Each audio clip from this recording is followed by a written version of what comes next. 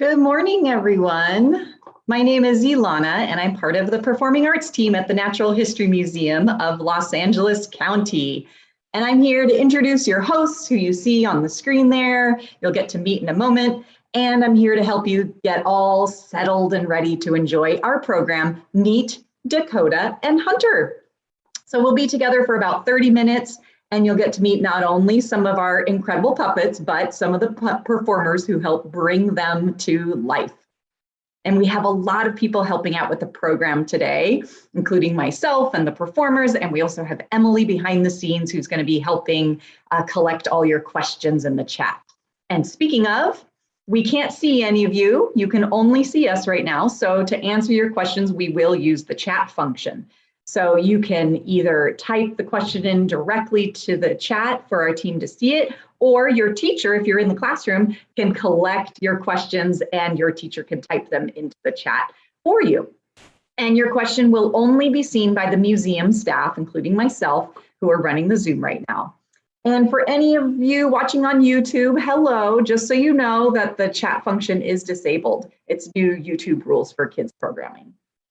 And we have 29 schools here today. Welcome.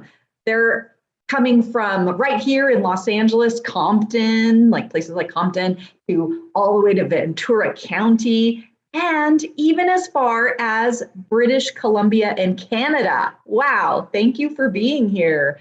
My goodness. So we'll try to get to as many questions as we can, but if we don't get to everyone's question, please write down your question, or you can even draw a picture of some of the things that you see, and then you can email them to us, the Performing Arts team, and we'll put our email address in the chat so you can do that.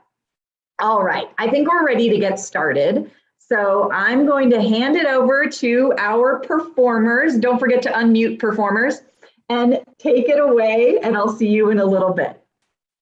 Hi, everybody. Thank you for being with us today. Welcome to the museum. Hi, everyone. My name is Brian. I'm a T-Rex puppeteer. My name is Rachel, and I am a Triceratops puppeteer. I'm Craig. I also do the T-Rex. And Craig is behind the camera today. We'd also like to introduce you to Dakota, the Triceratops. There she is. And over here we have Hunter the T-Rex. Now, these two dinosaurs are part of our Encounters programming. Perhaps you've been here at the museum when they're running around and roaring. But today is very special because today we get to take you behind the scenes and show you how they work. So who should we start with? Let's start with Dakota over here. So come on, everybody, let's go take a look at Dakota.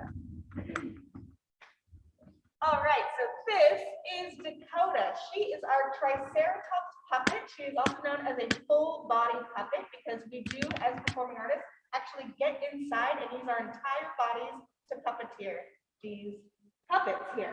So as you can see, this is not a full-grown Triceratops because an adult Triceratops would be really, really big and it would take many more than one person to puppeteer it. So this is a juvenile Triceratops.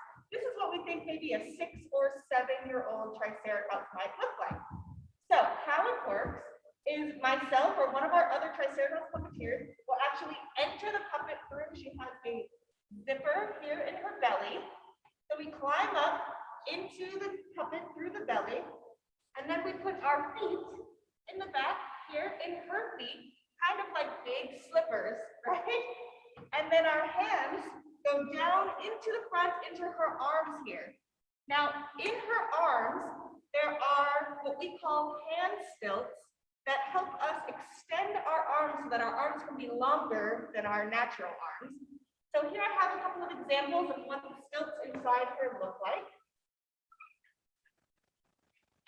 So these are the hand stilts. This is a practice version of the hand stilts that are inside Dakota like that. So we wear them like this, and then we can walk on all fours, just like a dinosaur might have walked with these very cool little hand stilts. Now, inside Dakota, in her hand stilt, there's also another couple of mechanisms. In here, there are bicycle brakes that are attached to those hand stilts. Just like a regular bicycle like that you might have at home, When we squeeze the brakes, they do different things. So on her right hand, when I squeeze her brakes, her mouth opens, which I can't show you right now, but if I can find the bicycle brake, here we go. When I squeeze the other bicycle brake, I can't find it, there it is. When I squeeze the bicycle brake on her left hand, her eyes blink. See that? So that's how it works. On her right hand, her mouth opens, and in her left hand, her eyes blink. Now, I don't know if you can see this, it's a little hard to see, but down here in her neck, there are actually some panels. Let's see if I can move it this way. There are some panels made out of mesh here. You see that right there? Now, this is how us puppeteers actually see out of the puppet. So we can't see through her eyes straight like you would expect. We have to look down through these mesh holes in her neck. So our range of focus is down on the floor, and that's how we're able to move and see and move around.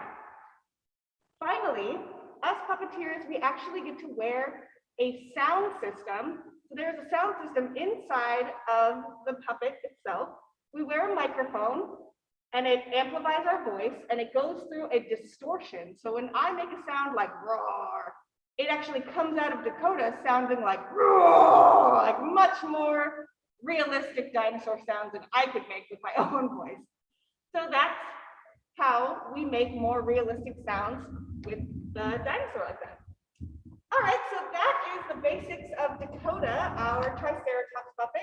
I'm now going to hand it off to Brian, and he is going to show you Hunter.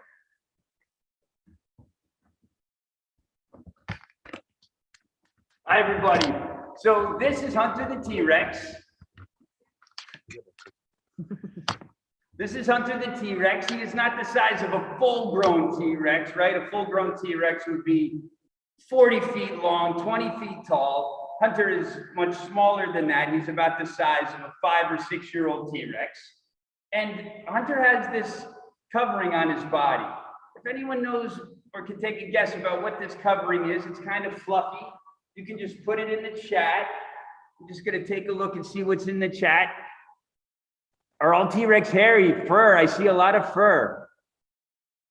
Hair and fur, oh, I saw feathers with a question mark. So Hunter is a type of dinosaur called a theropod dinosaur. And we still have dinosaurs living today that are theropod dinosaurs. Can anyone tell me what a dinosaur living today, what one of them would be? I'll give you a hint. They are covered in fluffy, feathery, downy covering. Birds, I see a lot of birds in the chat. Excellent. Birds are literally theropod dinosaurs. So an owl is a theropod dinosaur. A chicken is a theropod dinosaur. A tiny little hummingbird is a theropod dinosaur. An ostrich is a theropod dinosaur. And T-Rex is a theropod dinosaur.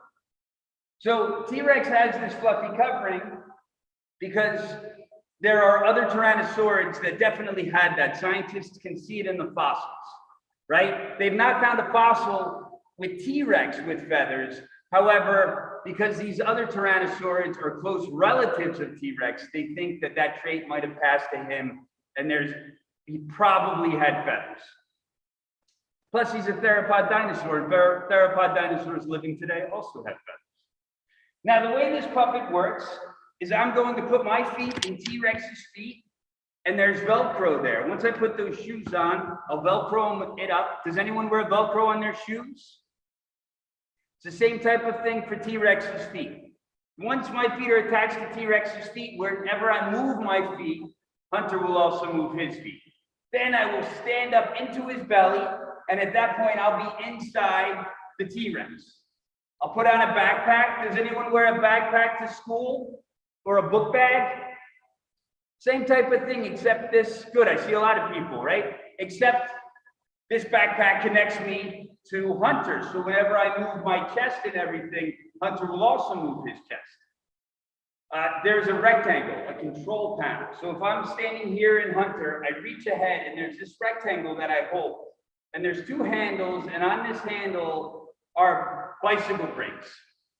When I squeeze one bicycle brake, his mouth will open. When I squeeze the other one, guess what happens?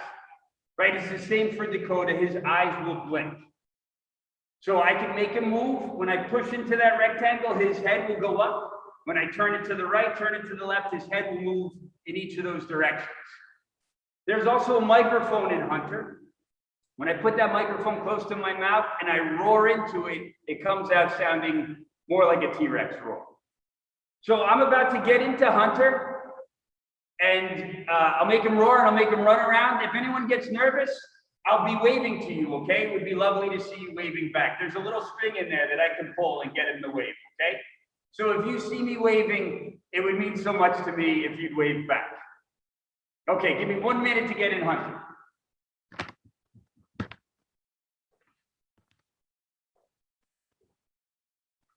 All right, so we can see Brian is getting into Hunter, like we said, and putting his feet in the feet, just like big slippers, big shoes there. They've got Velcro on them, so he's just Velcroing them up. And he's gonna stand up and put Hunter on like a big backpack. So if there are any questions about Hunter, make sure you put them in the chat and we will get to them. Let's see.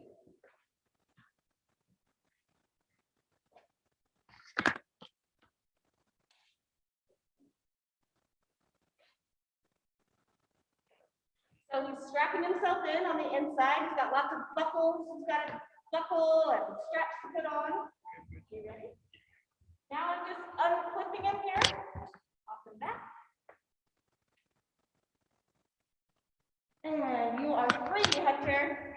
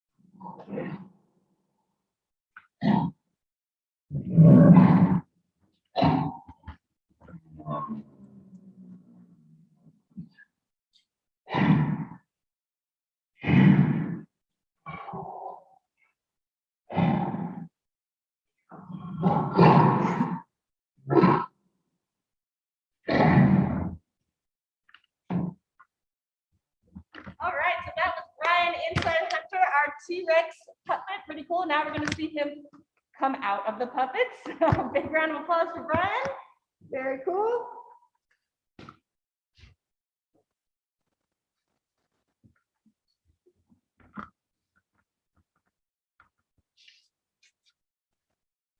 All right, are there any questions? Yeah, we have a lot of questions. All right. Well done. Okay, so thank you, Rachel and Brian, for showing us the puppets. People are really excited. There were a lot of hands waving to Hunter when you were waving. They put their hands in the chat, and lots of highs to the puppets. So Wonderful. yeah. And Thank before I send you some of the questions, there was a request to say hello to, I'm trying to find the name again. Oh, I lost it. Grandview Boulevard Elementary. So special shout out to the students there. Thank you for being here today, and to all of our 29 schools that are here. Thank you so much. All right. So one question is, there were quite a few questions. One from Jerry, another one from Luciano, asking, is it hard to puppeteer and how do you breathe? Is it hard to control the puppet and how do you breathe in the puppet? Well, yeah, we would say that puppeteering these puppets is kind of difficult. We have to be, fairly physically strong and capable to be able to maneuver these puppets because they are very heavy puppets. They're between 70 and 85 pounds, depending. So we do have to make sure that we are physically fit to be able to puppeteer them. They are heavy. They are very warm. Also, being inside of it is very warm. As Brian can tell you. I'm a little sweaty. A little sweaty. And how we breathe, we just breathe normally. Thankfully, the puppets are designed with lots of mesh in the sides so that there's lots of airflow. Actually, Dakota even has a fan built into the back of her, so we can turn on the fan, and that helps us breathe a little easier, a little better when we're in there. Yeah, that's great. And we have someone who named themselves Puppet. So someone in the chat named Puppet wants to know if it smells inside, speaking of being hot in there. Yeah, I would say it does have a distinct smell inside. I wouldn't say it's good or bad though, actually. It's just like when I'm inside, it's like, yes, I am now in Hunter the T-Rex and I am smelling that smell. Yeah, we are very good about disinfecting the inside of the puppets after every time we use them. We have a cleaning procedure that we go through, so they're not too bad. But yes, they do have a distinct scent. Well, it's just a sign of all the hard work it takes. So speaking of, you did mention, Rachel, that the puppets weigh quite a bit. I don't know if you said the specific weight, but Violet would like to know how much each puppet weighs. Yeah, we're due to weigh them again because over the years, parts are changed out. Some are heavier, some are lighter. Sometimes we have new speakers put in there. So we do have to weigh them again. I think Dakota weighs around 70 pounds. I think Hunter weighs around 80 pounds, but they are due for a weight check to be more accurate. Great. And Mercedes wants to know, well, there were quite a few people who want to know how long it took to make the puppets, and Mercedes specifically wants to know what type of materials are used to make the puppets. And maybe you could show us the puppets and talk about that. That's possible. Sure, should we just look at Hunter first? Okay, so both Hunter and Dakota, here, I'll just stand up here, are made by a company called Earth, which is based in Australia. They made both our dinosaur puppets, and a lot of it is foam. Like it's foam around the mouth, the teeth are hard foam. So they're rather delicate. They look pretty fierce, but they are rather delicate. The feathers are a kind of fabric, right? But over the years, there was a new Tyrannosaur discovered that had feathers. And we got so excited about that discovery that more feathers were added to Hunter. So here he's got some new feathers under his arm. He's got a stripe of feathers along his back. He didn't have those originally when Earth made them. They've been added since. But it's a lot of fabric, mesh, and foam that makes up Hunter. And inside there's like an aluminum skeleton and some bicycle brakes. Excellent. And how long would you say it took for these puppets to be designed and built? Yeah, it took several months. I don't know exactly how long it took. I know it was a long process because they consulted with our scientists here at the museum to make sure they were as accurate as possible with what they knew at the time. So there was a lot of consultation. So they didn't just go off and like build a puppet. They met with the folks at the museum to make sure it was as scientifically accurate as they could get. Excellent. And I'll ask one more puppeteering questions, then we have a few dino specific related questions. Stephen would like to know how many puppets are in the museum collection. Oh, that's a good question. Here, let's go over here. So you want to talk about? So Callie? we have 3 full body puppets.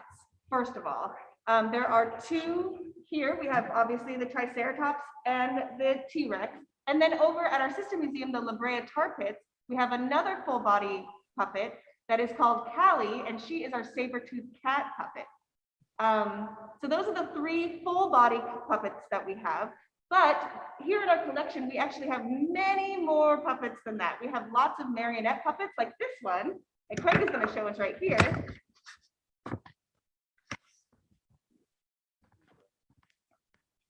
So this is a sauropodomorph puppet. And as you can see, it's a marionette puppet or a string puppet. Hey, little one.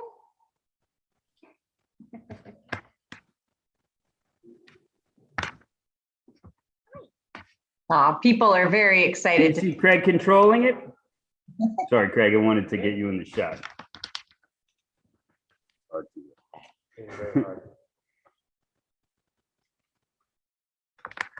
Oh, and someone just asked, are we able to see the Callie puppet? Unfortunately, the Callie puppet is over at the La Brea Tar Pit, so it's not here with us physically right now. You'll have to come down to the tar pits and check it out there. So yeah, so Brian, do you want to tell us about the other puppets we have?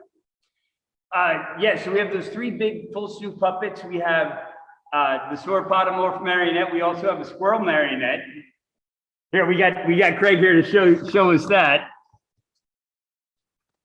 We have 2 squirrel marionettes, actually.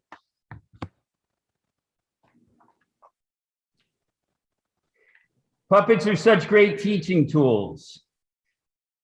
Lots of kids saying, aw. Yeah, it's a cutie, huh? Sometimes mistaken at a distance for a real squirrel if we're out in a park or something like that. Yeah, dogs mistake them too. So yeah, that covers the puppet suite. I think we covered them all, right? Yeah, so as far as the main puppets, I think that's what we got. Yeah, 3 marionettes and 3 full suit puppets. Excellent. Yeah, and we also and have nibbles, forgive me, Craig, you're absolutely right. We also have a saber-toothed cat marionette, a little kitten that we call Nibbles. So that's a total of 4 marionettes and 3 full suit puppets. Thank you, Craig. Great. Thank you. And I loved the special guest appearances from the 2 marionettes. So Nicholas really wanted to know, paleo question, what is the rarest fossil? Yeah, that's a good question, Nicholas. Some dinosaurs have been named based on just one fossil. So scientists, because teeth and skull sections are so unique to an individual species, that sometimes scientists can find a tooth and be like, this is not like any tooth we have ever discovered. This tooth is a new species. We can only guess what the rest of this dinosaur looks like. And they do educated guesses, because if it's a tooth that's similar to a ceratopsian tooth or a theropod tooth, they kind of know a body shape. But some dinosaurs have been identified just with one fossil. I don't know the name of those dinosaurs, unfortunately. I know you want to know that specifically, Nicholas, but I don't know. There's also one called a Herosaurus, which is considered like the oldest fossil. It's a little debated, but it is considered like the oldest dinosaur fossil. Dinosaurs showed up during the Triassic. Excellent. And I actually heard Erica, who works in our Dinosaur Institute, say that T-Rex fossils are actually pretty rare too, because there haven't been that many found. There you go. All right. And speaking of T-Rex, Kelly wants to know, why are the hands so small? What did he use them for? Yeah, so there's a lot of debate about that. And it's easy to make fun of T-Rex's arms, but they were formidable. Some scientists say that the arms became smaller so the mouth could get big, like the muscles in the mouth those muscles that would work like the shoulder or the arm were repurposed for jaw muscles in T-Rex. So that's one theory I've heard. T-Rex, we know, has the strongest bite force of any land animal they have yet to discover. So it might be worthwhile that he has really tiny arms, right? And they're only tiny in proportion to his body because he's massive. So yeah, and it's kind of highly debated. Some scientists say the T-Rex may have used them to, if T-Rex was sleeping or something, they would be like little kickstands to stand up or something like that. But it's hard to know because we don't see living T-Rexes. You can't study them alive. So there's a lot of inferences scientists have to make. Excellent. And a couple of questions. So Briggs wants to know, and I don't know if you noticed, but there is a big dino head behind you, and Briggs wants to know, what is that? About Briggs. Whoa! Okay, yes, you're right. Thank you for the heads up. No, heads up. Oh. I'm sorry, Briggs, what was the question about What the big? is it? The T-Rex head. And how many teeth did T-Rex have? T-Rex had about 60 teeth when full grown. Great. And what's interesting about T-Rex teeth too is that, right, we're mammals, we only get 2 sets of teeth, right? We got our little baby teeth, we lose them. We got our adult teeth, we lose them, we're in trouble, right? No more teeth. T-Rex, his teeth always kept growing. His or her teeth just grew the whole lifespan of the T-Rex. So they're always growing. It's amazing. Amazing. Like a shark. Yes, I saw someone put that in the chat. Right, a shark has the same type of thing working for it. Shark is also an apex predator like a T-Rex. Yeah, and then we had a few questions about what T-Rex and Triceratops ate. And one person wanted to know, is Triceratops a carnivore?